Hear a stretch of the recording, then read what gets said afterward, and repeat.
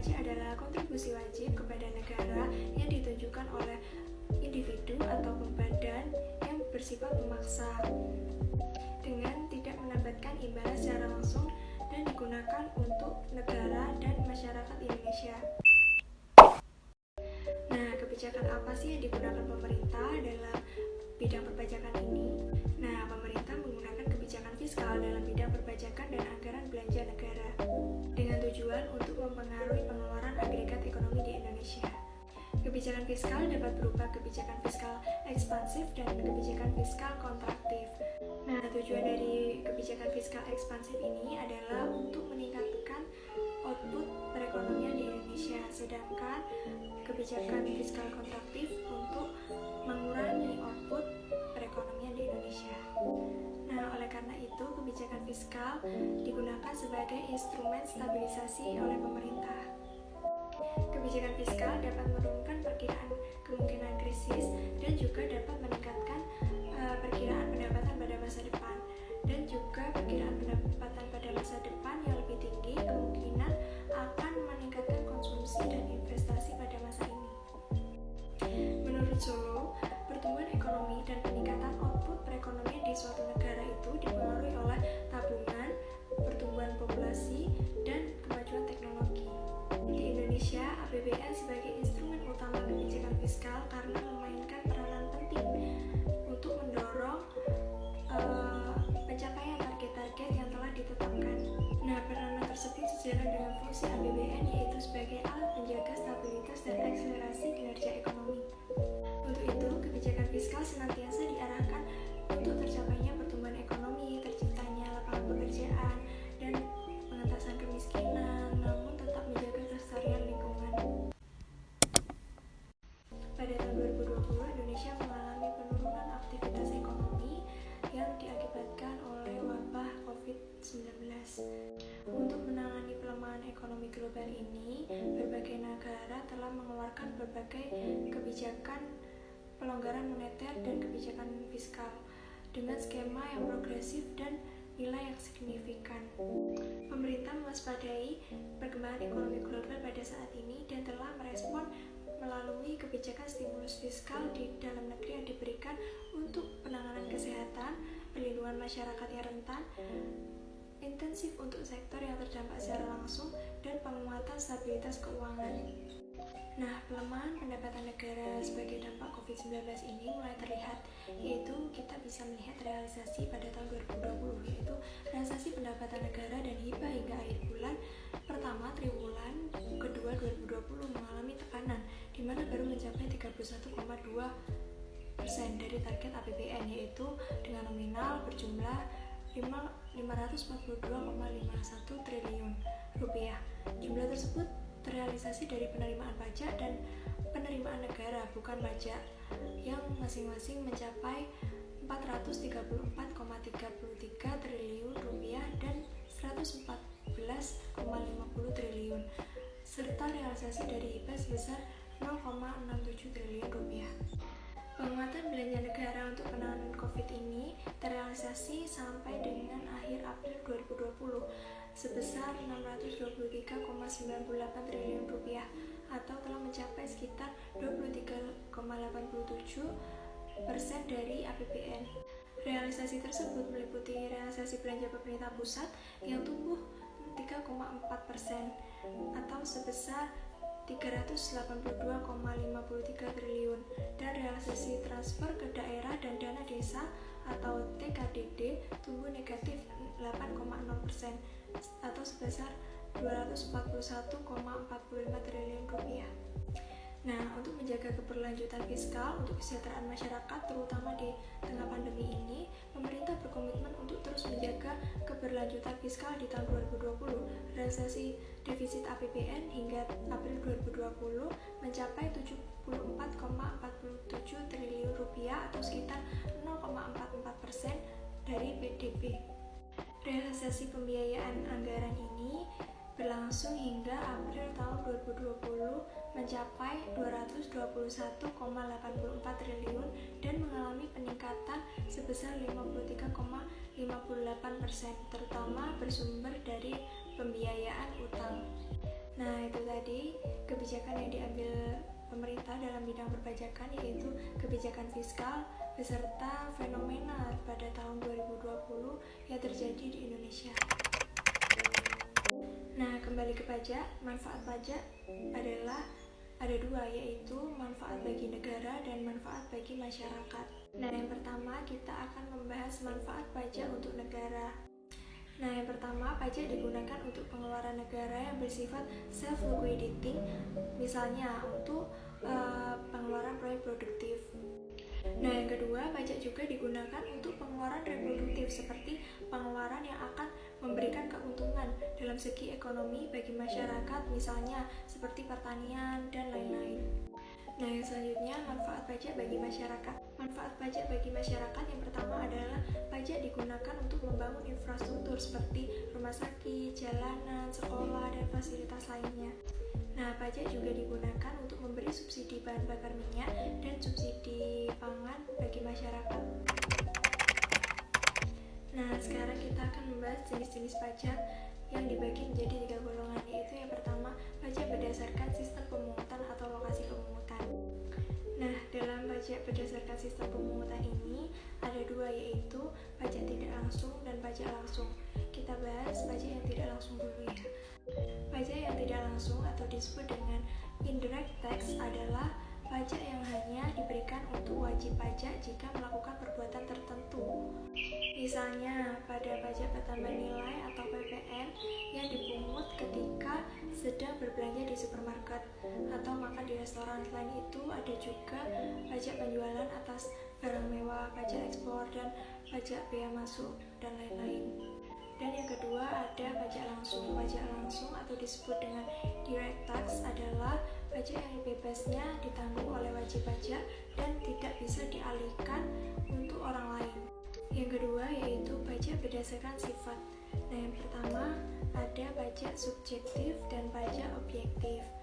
Pajak subjektif adalah pajak yang dikenakan berdasarkan keadaan atau kondisi si wajib pajak dan bersifat individu. Jadi besar kecilnya jumlah pajak yang harus dibayarkan tergantung kemampuan individu wajib pajak.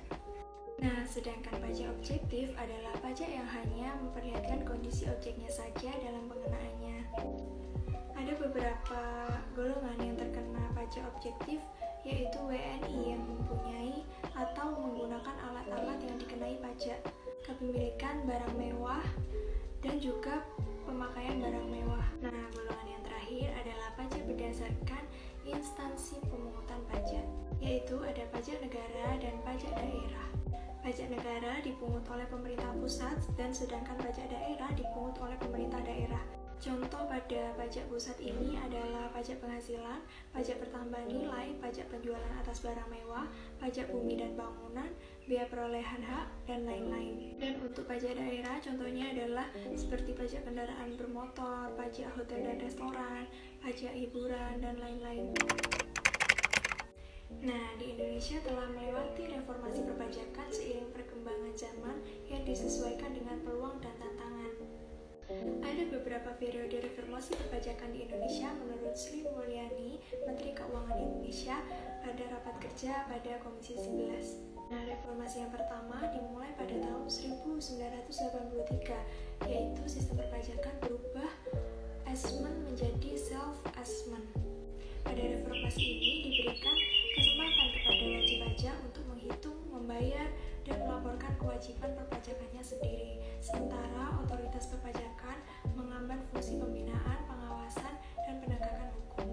Nah, selanjutnya reformasi kedua berlangsung pada tahun 2002 sampai 2008. Reformasi ini berfokus pada perbaikan sumber daya manusia, organisasi, dan proses bisnis. Pada reformasi ini, kantor pajak melakukan modernisasi dengan membentuk kantor wilayah dan kantor pelayanan pajak atau KPP.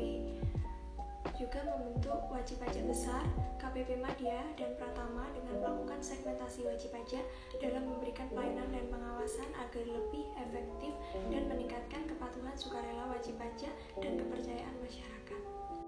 Reformasi yang ketiga berlangsung pada tahun 2019 sampai 2016. Pada reformasi ini berfokus pada kemudahan berusaha atau business friendly sebagai respon atas perlambatan ekonomi di dunia pasca global financial crisis. Upaya ini dilakukan untuk mendukung daya beli masyarakat yang pada masa itu terdampak global financial crisis dan untuk meningkatkan minat investasi dan aktivitas di dunia usaha. Selain itu juga untuk menarik investor dari luar negeri. Nah, selanjutnya reformasi yang keempat yaitu berlangsung pada tahun 2016 hingga saat ini. Nah, dalam reformasi ini berfokus pada administrasi perpajakan yaitu penguatan organisasi, peningkatan kualitas SDM, perbaikan proses bisnis, pembaruan sistem informasi dan basis data, serta penyempurnaan regulasi. Reformasi ini dilakukan dengan tujuan untuk menciptakan administrasi perpajakan yang kuat dan efisien melalui peningkatan kualitas layanan kepada wajib pajak. Kemudian pengawasan yang efektif dan efisien untuk mencegah aggressive tax planning yang semakin short-sighted dan memberikan kepastian dalam penegakan hukum dan memperluas basis pajak sehingga diharapkan dapat meningkatkan tax compliance atau pemungutan pajak dan tax rasio di Indonesia. Melalui perubahan ini, jumlah wajib pajak yang berkomitmen untuk menanamkan investasi di Indonesia meningkat menjadi 96 wajib pajak dari yang sebelumnya hanya 5 wajib pajak. Dengan nilai rencana investasi sebesar Rp1.278,4 triliun dengan perkiraan serapan tenaga kerja sebanyak 72.452 orang. Kemudian, melalui Perpu Nomor 1 Tahun 2020, tarif PPh badan diturunkan menjadi 22% untuk tahun 2020 dan 2021 dan menjadi 20% mulai tahun 2022 serta ditunjuknya pelaku perdagangan melalui sistem elektronik atau PMSE internasional untuk memungut PPN atas produk digital luar negeri. Sampai saat ini, kerjasama telah dilakukan terhadap 83 PMSE atau pajak perdagangan melalui sistem elektronik dan penerimaan pajak yang berhasil dikumpulkan mencapai sekitar 3,5 triliun dan melalui UU Cipta Kerja Nomor 11 Tahun 2020 diberikan berbagai kemudahan untuk lebih memacu investasi dan kegiatan usaha di dalam negeri. Pada tanggal 7 Oktober tahun 2021 dalam rapat paripurna DPR RI ke-7 pada masa persidangan 1 tahun sidang 2001-2022, pemerintah bersama Dewan Perwakilan Rakyat resmi menyepakati rancangan Undang-Undang Harmonisasi Peraturan Perpajakan atau HPP menjadi undang-undang. Persetujuan ini diambil dan dihadiri oleh perwakilan pemerintah dari Menteri Keuangan yaitu Bu Sri Mulyani dan Menteri Hukum Yasona Lawli dan yang dihadiri secara virtual. Undang-Undang Harmonisasi Peraturan Perpajakan terdiri dari 9 bab dan 19 pasal. Dengan adanya peraturan ini, sejumlah aturan pajak mengalami perubahan sebagai berikut. Yang pertama, tarif PPh 35% bagi pendapatan yang di atas 5 miliar.